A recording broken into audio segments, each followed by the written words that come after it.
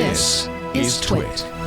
Netflix won in its copyright battle against the United States military because they copyrighted the term Space Force first. Air Force says, you can't call that show Space Force. Actually, they're not worried about that. It's the T-shirts. They don't want them to sell T-shirts.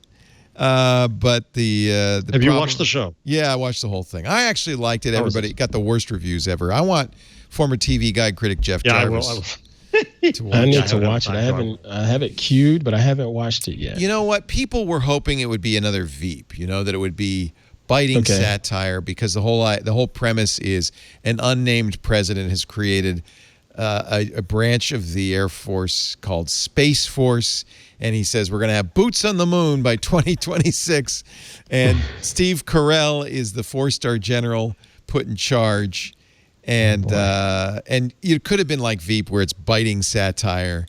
Which I still watch to this day on my Plex Veep server. is the most amazing show ever. John Malkovich plays the chief scientist in there. He's fabulous in it. But he's got the scientist voice too. He's perfect. As one reviewer said, he's perfectly louche. But they didn't go for the biting comedy. They didn't go for the satire.